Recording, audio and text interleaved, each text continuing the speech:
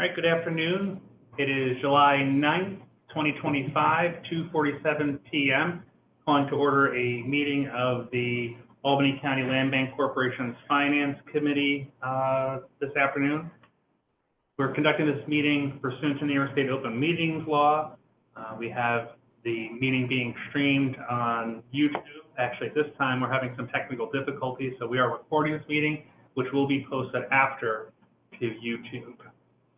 Today on the call participating on the committee, we have Natisha Alexander, Charles Toohey, and Sam Wells. We have all the staff from the Land Bank here joining me as well, including Will, Susan, Lillian, Lynette, and Shelby. The agenda was circulated to the committee ahead of time, contains a number of items. The first is a review of the minutes from the May meeting. We did not have a quorum for the June meeting, so there are no June minutes posted. Has anybody, hopefully everybody's had a chance to review those. Are there any questions, suggestions, or amendments to the minutes as presented? None here. All right, hearing none, can I have a motion to approve those minutes? This is Sam, so moved. Sam on the motion. I have a second. Second, Natisha. Natisha, thank you. All those in favor indicate by saying aye. Aye. Aye. Any opposed, say nay, or abstentions. All right, great, that motion carries.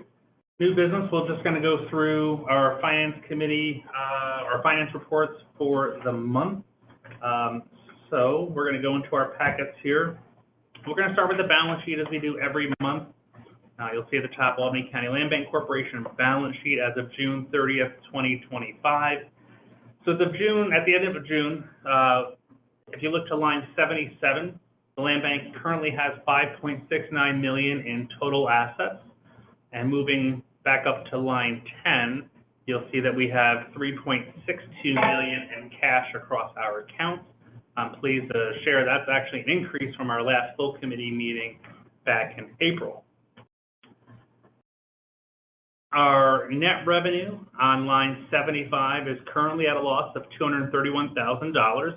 But again, as I share every month, that's a number that shrinks throughout the year. In April, that number was $305,000. So as we continue to work through the year and reconcile accounts and receive cash for some of the work that we're doing, we see that number shrink up and as we go along. On line 76, you'll see that we have a strong equity position at $4.7 million. So we have plenty on hand to be able to fund our work and our operations. Nothing else out of the ordinary or unusual to report on the balance sheet. I'll just share, as I did last month, starting on line 48 through line 53, you'll see some IRA payables. I know that question has come up in the past, why we show that on the balance sheet, but nothing ever seems to be in there. This is an issue where we have a timing in terms of getting those IRA accounts funded. So we still book that liability because it's owed to the employee retirement accounts. So you'll see those numbers there, but that clears up depending on the timing of payroll. And the same thing with lines 54 through 59. That's the match that the land bank contributes to everybody's accounts. But other than that, everything is going quite swimmingly. Pleased to report. Any questions on the balance sheet? No questions here. All right, hearing none. Thank you. Hearing none, I'm going to move on to the profit and loss. And starting with the next page in your packet, it says Albany County Land Bank Corporation, budget versus actuals, budget FY25, P&L, and so on. So I'm going to start here on line 8 and point out that I'm pleased to show that our interest income is nearly $50,000. I love seeing money that builds itself, and that's just because of our strategy with how we manage our cash. So we have not always seen that, and so I'm pleased that we were able to keep doing that. On line 9, you'll see that our property sale income is on track to exceed our budgeted revenue. So in the middle, we expected $583,000 in property sale income. As of the end of June, we're at $404,000, and I think with what we have coming through this month for properties, I think we're we're on track to exceed that number, which is good news. Moving down to line 18, that is our fee income. Also happy to share that we're overperforming that. We budgeted $20,000 in fee income for this year. We're at $23,340.50. So we're ahead of that midway through the year. So that's all really great news. Move down to line 27, 28. You'll see some of those cost of goods sold number. It looks like we're under, we're not spending anything, but some of that is just because of how we balance out the books. So, capitalizing our rehab costs and expenses there. So, but we're tracking fine there. You'll see line 37, we have a $56,000 charge for demolition contractors, but that certainly balances out with the line above it, which is line 36 for just demolition altogether. And so we're still well under budget there. Snow removal, I'm glad that we're into the winter. Well, we had a $19,000 705 expense for snow removal for the first half of the year. But again, our property maintenance costs halfway through the year are well under 50% of our budgeted costs. So I think we're doing just fine there as well. Any questions on the first page? Otherwise, I'll move on to the second. On item 36, demolition, am I reading it right that you budgeted $1.2 million? Sorry, Charlie, I was having a hard time hearing you. You said on demolition, we have... Did you budget $1.2 million? We budgeted $1.2 million. We've only spent $56,000 so far. Danger of losing, I'm assuming that's grant money. Is there a danger that we have to spend it by a certain amount of, a certain deadline or anything?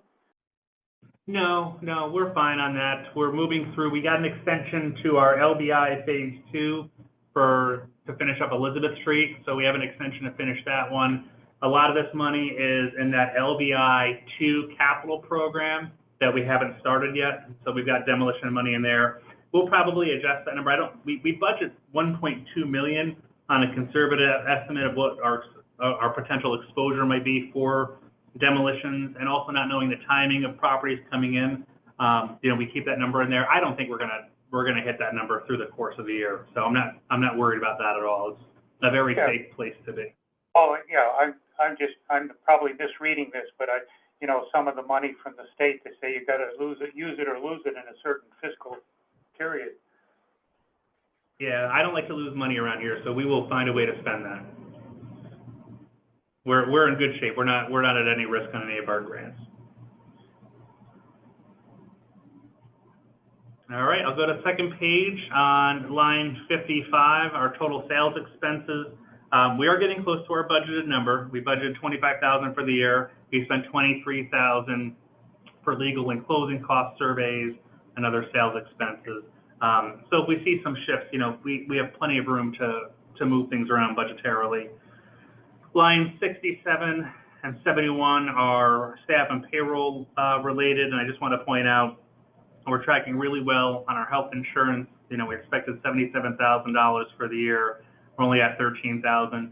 That number assumes everybody in staff is taking, the most expensive insurance, and so we build it around that way. And so we're not there, so we're certainly not going to hit that number. And then line 71 is our total payroll, budgeted just over $600,000 for the year. Halfway through the year, we're at $230,601. So we've got room. With changes in staff and departures, we certainly leveraged some of those savings. But we did finish. We did the last batch of interviews for the part-time administrative assistant position, which is to replace the shared receptionist we had with the Advanced Albany County Alliance, which they discontinued in June. And so, we have plenty of room to get through all of that along the way there. So yeah, we're under budget on insurance and payroll when it comes to our employees. Any questions on that second page? All right, hearing none, I'll move on to the third page. I'll go right to the bottom, which is line 112. That's at $231,723.13. The same number that we see on the balance sheet. That's our net revenue. It's in the negative. So that's that operating deficit that we continue to shrink down. I don't want to jinx myself in saying that I think that we'll eliminate it next month, but we're getting very close to going from being in the red to being in the black for 2025, and I think it's a really good place to be for us.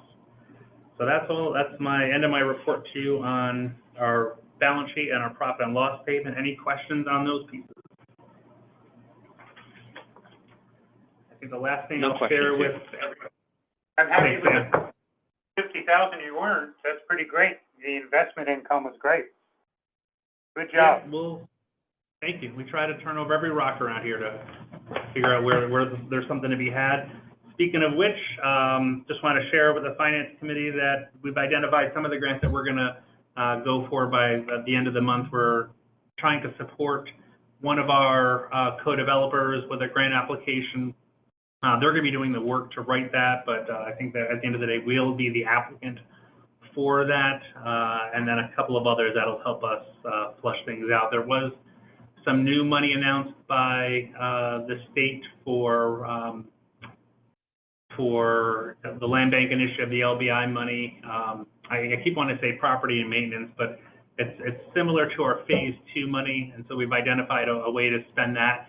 The one thing that will be a little different is that the state has set aside money for homeowners to make repairs, and so we're going to be able to dip our toes into that pool of money, and so we're going to frame out a homeowner repair opportunity for homeowners around our co-development clusters in the South End and the West Hill, Arbor Hill. And then we'll use another portion of that to help advance some of the rehabs or pre-development costs associated with the lots that we currently own. So we'll be moving that ahead soon. Renewal of our annual $200,000 application for operating expenses. That's due on Monday, so we're getting that wrapped up and submitted. So we're in really good financial shape. That's the end of my report. I don't have any other old business for you. Great news. All in the black, nothing in the red. Well, we're in the red right now, but we're getting to black. We're getting to a good spot. So, all right. Well, then, with no further business before this committee, it's 2:59. This committee can stand adjourned. Next committee is acquisition and disposition at 3 o'clock. So I'm going to pause the recording, and then we'll be back for a 3 o'clock meeting.